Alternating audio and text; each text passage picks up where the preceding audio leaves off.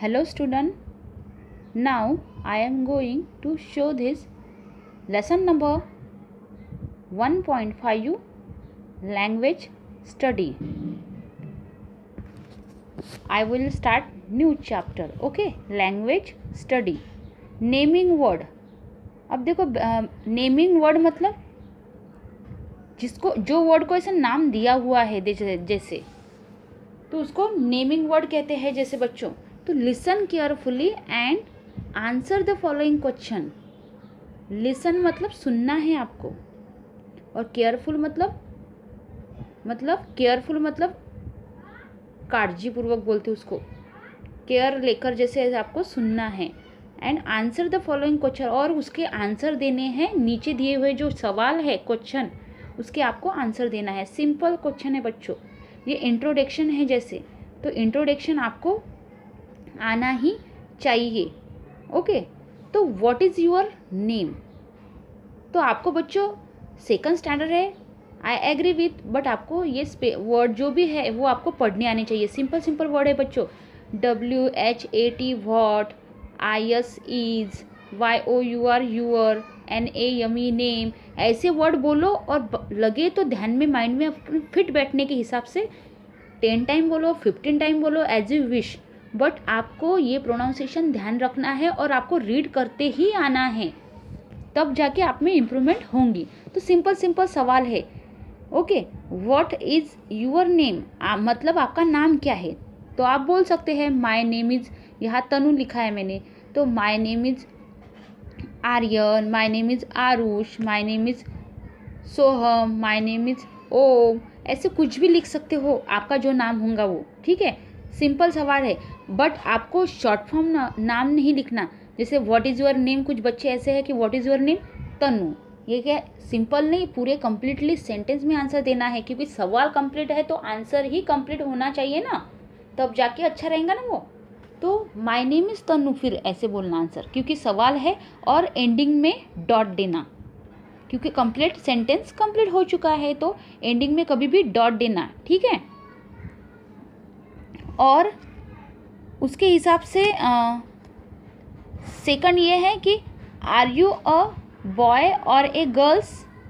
सवाल ये पूछा है कि क्या आप लड़का हो या लड़की, तो जो भी आप होंगे उसके हिसाब से आपको आंसर देना है। अगर गर्ल्स होंगे तो आई एम अ गर्ल्स, अगर बॉय होगा तो आई एम अ बॉय। ठीक है, और एंडिंग में फुल स्टॉप देना ज़रूरी नहीं भूलना। ठीक है, थर्ड सवाल ये है कि who all are there in your family. Who मतलब कौन, WHO हु मतलब कौन, ऑल मतलब सभी, और are there in your family तुम्हारे फैमिली में कौन कौन है, ऐसे सवाल पूछा है। तो आपके फैमिली में जितने भी मेंबर है उसके ये लिखो आप। जैसे my family there is my mother, है ना, और क्या है फादर, मम्मी पापा रहते हैं ना, तो मदर, फादर एंड ब्रदर। अगर बहन रही तो सिस्टर, है ना, उसके हिसाब से आपको आंसर देना है। फैमिली मेम्बर में कितने हैं, अगर किसके ग्रैंड पेरेंट्स हो सकते हैं ना, grand father and grand mother, वो भी लिख सकते हैं। अगर आजी आजोबा ये कोई बाकी अगर रहे जो जैसे, है ना, दादी माँ वगैरह रही, है ना, दादाजी रहे, तो फिर आप लिख सकते हो वैसे। ठीक है, नेक्स्ट सवाल ये है कि which places do you like to visit. आप कहाँ जाना, विच मतलब कौन से, और प्लेस मतलब PLACES, प्लेस मतलब स्पॉट, स्थल बोलते हैं उसको। तो कौन से ठिकान पर आपको जाना अच्छा लगता है। विजिट, VISIT, विजिट मतलब भेंट देना बोलते हैं उसको, मतलब वहाँ जाना, है ना। और लाइक मतलब पसंद करना, LIKE लाइक। तो कौन से तो सवाल ये है कि which places do you like to visit, आप कहाँ जाना पसंद करोगे। तो सिंपल आंसर है I would like to visit Manali.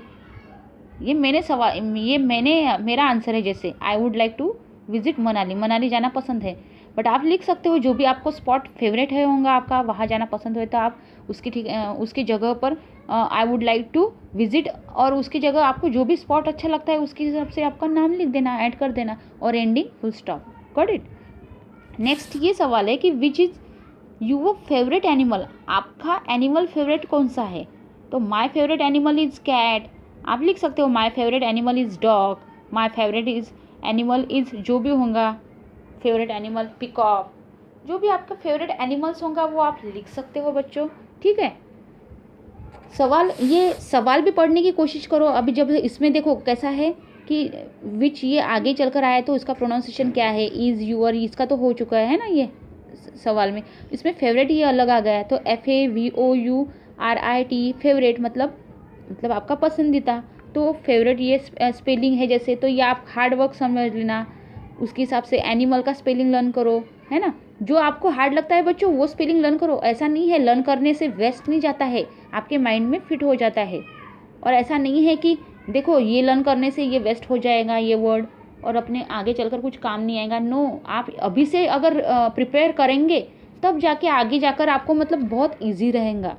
नहीं तो फिर अगर अभी जान दो ये कुछ काम का नहीं है ऐसे सोचकर अगर लर्न नहीं करेंगे तो आगे चलकर डिफ़िकल्टी होंगी। Got it. नेक्स्ट सवाल ये है कि what do you like to eat. What मतलब क्या, और do you like to eat, क्या खाना पसंद करोगे आप। तो जो भी फेवरेट है वो आप लिख सकते हो। आई लाइक टू ईट पाव भाजी, तो आप लिख सकते हो I like to eat vada sambar, I like to eat idli dosa, जो भी होगा आप लिख सकते हो एज यू लाइक। आपका जो पसंदीदा है आप लिख सकते हो, ऐड कर सकते हो, और एंडिंग फुल स्टॉप। सवाल ये है कि what is your favourite toy. तो आपका पसंदीदा टॉय कौन सा है, तो my favourite toy is doll.